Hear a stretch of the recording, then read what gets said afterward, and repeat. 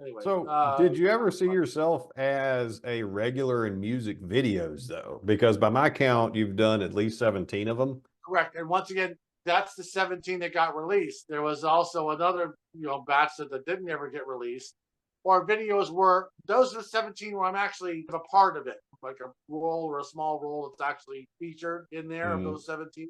There's a whole other bits I don't show on there where basically you can't even see me. I was just a general background or something. So I don't even really include them in that batch. But the ones on YouTube are the ones where you pretty much have me at least in one scene where I'm doing something specific. But yeah, so as far as did I see myself doing music videos? Not really. I mean, it was just another job. When you set out for the jobs, all the jobs that are coming in right now are either music videos or feature films, low budget independent feature films like for streaming, or short films. Once again, same thing. Schools are still needing actors to do short films, and music videos are real popular on there too. So Is it a different experience working on a music video set versus working on a movie set? yes, the difference is in the music video, generally you have to get every single thing done in that day. So Okay. when the music video in general, a music video is shot in one day, generally. So no matter whether they're outside talking or they're inside at the bar drinking booze, all that stuff has to get filmed in the span of one day.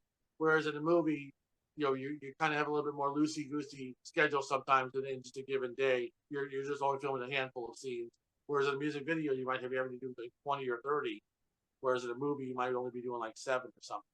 Gotcha. So on YouTube, I went down your playlist of music videos, the 17 that got posted there, and there were some of them that really stuck out to me. And so I wanted to ask you if you had particular takes or memories, things that were important to you from those videos. And if you don't have any, that's fine. Of course, we got to talk about Kasha's My Own Dance, where you're the patriotic Speedo dancer. Now, it felt like a great role for you because I know you're a patriot yourself. You love this Yes, country. yes, yes. So they cast you appropriately. You were selling the scene. Now, there was a point where I had to avert my eyes for a second because there was a little more Mark than I wanted to see, but tell us Yes. how that went. Oh, okay. So a couple interesting things about that particular video. Originally, when I saw the casting notice for it, it just said Warner Brothers Records. It didn't say Kesha, and I didn't even know who Kesha was at that time. In the actual casting notice, they were originally looking for an older man, like in his 70s or something, or 60s, it said, 60s or 70s. It's an older man dancing naked. So right off the bat, normally I would go, okay, done, you know what I mean? But I was like, well, they don't know what they don't know, narcissistically speaking, as far as like we're saying, where once they see the picture, they might change their mind about the age. Okay, you're in other words, you see what I mean? Once again, I thought, well, they have. I know this sounds narcissistic, but it's true. It is. But the point is that we're going back to that whole image picture thing. Like I said, they don't know until they see something. You know what I mean? It gives them an idea. Hey, this is what we want. So I said, okay, well, let's just send in. Who cares? I'm not 70 years old. I'm 50, whatever. I'll send in the picture of the thing with all the regalia. You know what I mean? So I sent it in, and then sure enough, the next day, I was filming a movie, at a small part of the movie, that Matchstick Flame movie. When I got home, I got the call suddenly that said, "Hey, I'm the casting director." Or no, sorry. It said, "Okay, we want you to audition." They said for the music video and do a home audition at home. It was 2019, and they said just dance around in like some underwear and play a song behind you. I said, well, what song? They said any kind of song like Madonna or something, any kind of song. So how about Madonna's Vogue? Because it's supposed to be doing like a silly, sexy dance. So I thought that might be funny. Okay, yeah, do that. Okay, so I suddenly film a video audition in like not speedos but like black little underwear, and I put on Vogue, okay, on my thing because I thought that would be the most ironic, hilarious thing to have a fat man, you know what I mean, dancing like a And this is model a with a mental image I'll never get rid of. Thank you very much, Mark. exactly. That's the point. I'm trying to destroy you mentally now, so we're breaking you Put down that with in your next module. You'll destroy the party. exactly destroy the party with that. Just like in acting class, you got to face your fears, whatever, right? And that's a big one right there. That's okay. So now, but notice how we're already past. Once again, we could have just ignored this whole thing. I could have not even sent in when I saw an older man in his 70s, right? Now, normally I only send in the parts that fit me, but in this case, just something told me send in for it. Otherwise, normally I would have ignored that part. You know what I mean? out of my age range. So I did the audition, and then suddenly I sent it in, and like the next day I get the call saying, "Hey, I'm the casting director for Warner Brothers, whatever music video." They said, "I just want to tell you 3 things." What? She goes, well, the woman, she goes, "Kesha loves you, the director loves you, and I love you. We want to cast you as the naked man dancing in the music video." I was like, "Oh, okay, fantastic. Thanks a lot." She goes, "Yeah, yeah, no, you did great. And we want to cast you, but it's going to be naked. And we're going to put blur thing on there." And I was like, "Okay, sure. Yeah, no problem. Whatever. Yeah, sounds great. Okay, great. Okay, we'll send you the details, blah, blah, blah. And we'll be shooting in 2 days. Thanks. Okay, bye. Okay, wonderful. Great. Looking forward to working with you. Bye." And I'm like, "What?" So I immediately call Brent Allen. And they go, "Hey, guess what? I got cast in this Kesha video, and I'm going to have to be dancing naked or something." He was like, "What?" He's like, "Are you out of your effing mind? You can't be dancing naked in a Kesha video. We're going to blur it out." I go, "What do you mean?" He goes, "Well, what if there's some problem or some rogue editor or something to get the footage out?" I go, "I didn't think of that." Whatever. But we went ahead and it was funny. And he realized, okay, yeah, you go ahead and do it. But it was funny because his initial was, I was all happy. Like, but his initial reaction was like, "Are you out of your effing mind? You can't do that." So, but was a good also reality check. Anyway, so fast forward when we were going to do the video. Suddenly on set, they decided, they're like, "Okay, we changed it to, and we're going to do it in the speedos instead." I said, "Okay, yeah, no problem." There was yeah, but up to that point, I still was thinking it was going to be. Oh, they had said we're going to have a closed set when you do it. They said the only people that'll be there would be the camera person, the director, and like Kesha or something like that. So the director was a woman, by the way. The camera was a woman. I said, "Okay, fine." Anyway, so when it got there, they said, "Okay, just within like an hour or two of shooting, they're like, "Okay, we're gonna do this thing in speedos." So I said, "Okay, fine." She goes, "We got 2 different speedos here." She goes, "We got small and large." She goes, "Which one do you want?" And I go, "Well, speedos are for." I go, which one do you think would accentuate everything best?" And she goes, "The small." Okay. She hands me the speedo, which I never worn speedos before in my life. And there is a thing called a banana hammock in there, but let's not go any further. But anyways, like, where's the hammock go, with the banana or the hammock, or the coupons go into the hammock also? Where is it supposed to? Anyway, so long story short, so we did the shoot in the speedos, and I did the same silly dance. And of course, on the shoot, once again, this goes back to my thing about the shower exercise. When I was 18 and terrified to do that. Now, here we are in the real life situation that improv exercise was teaching you how to deal with. Because now here I am suddenly standing basically almost butt naked with the Speedos on, with the gold medallion, in a room with like 30 freaking production people, with the camera people. And then Kesha shows up. We're preparing to do the shoot. Kesha comes in and walks right up to me and puts her arm around me. And she turns to the crew and she goes, "Yeah, if I saw this guy in here dancing, I'd come in and join him." I was like, and then suddenly you laughed or whatever. I said, "Thank you for casting me." "Oh yeah, you're doing great. You're doing great." And okay, then we have to quickly see, because now we're back to business. Because, like I said, when you're doing a music video, there's not a lot of time to monkey around. You gotta move on a tight schedule, getting everything done. So in other words, that whole sequence of me dancing in the room, from the moment she's outside looking in to me jiggling around dancing, it's like a 45-second scene or something, maybe, or like a 30-second scene. Yeah. Yeah, it goes by quick. But that took about an hour to shoot. Okay. From all they had to get the different angles, and then all the different stuff like that. So 3 or 4 different setups. So that's how that happened. But there was so many things that could have went sideways in that process, all the way from the beginning, where I wouldn't have even sent in for that job. But then by doing so, it proved my other theory that once they see something about you, so that's how it works. So a music video that involves you being very clothed is Miami Horror's Restless video. And frankly, you dominated almost every scene of that video as the tennis instructor. Yeah. Okay. It was good. I liked it. What'd you think about it? Okay, thanks for that.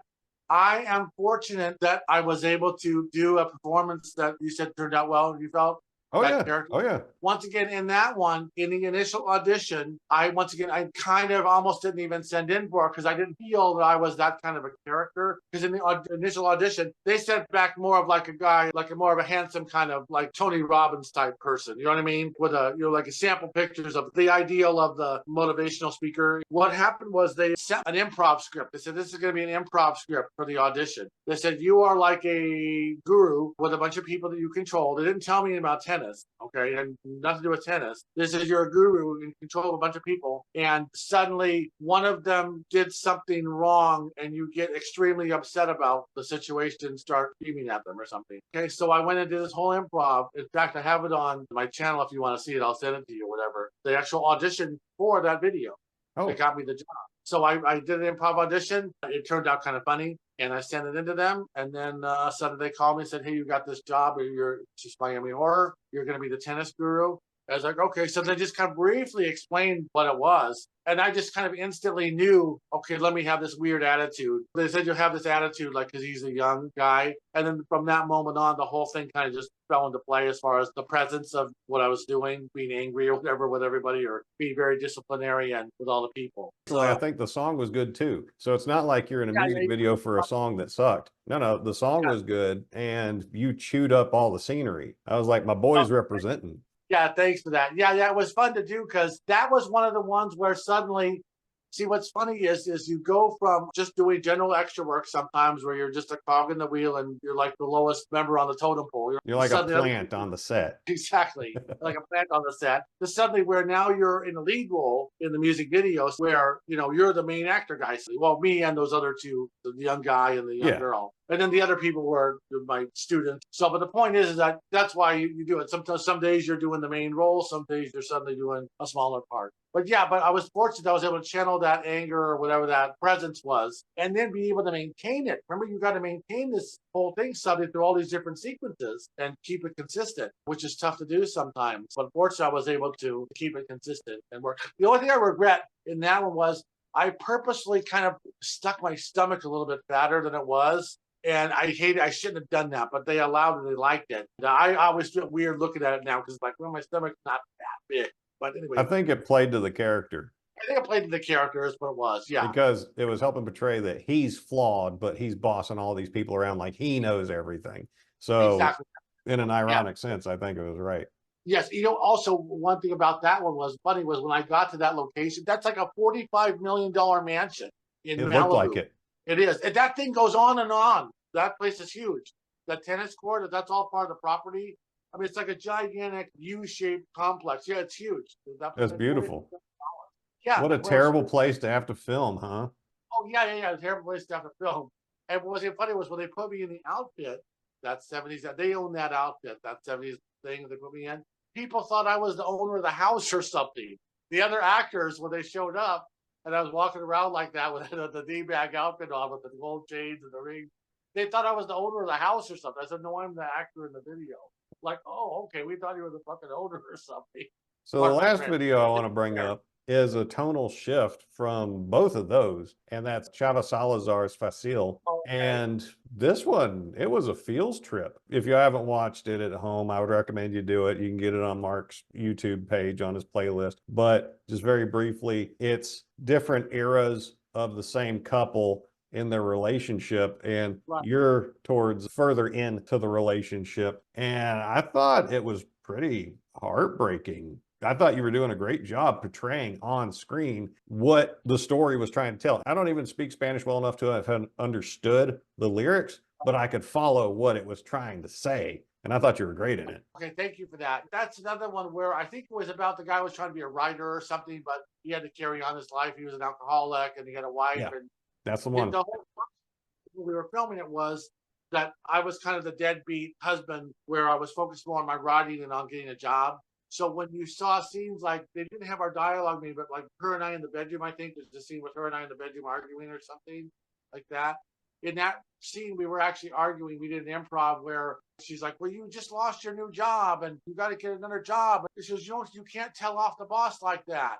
And I said, "Well, yeah, well, the guy tells me put these boxes over there." And I start putting the box over there. He says, "No, put the box over there." I said, "Don't tell me what to do." Like, there's some stupid, like I don't Yeah. understand what work is or something, but there's a boss or something. Anyways, yeah, thank you for that. It worked out well. It was very interesting. And once again, that was around, I think, COVID maybe or something, somewhere around like right before COVID hit, around that.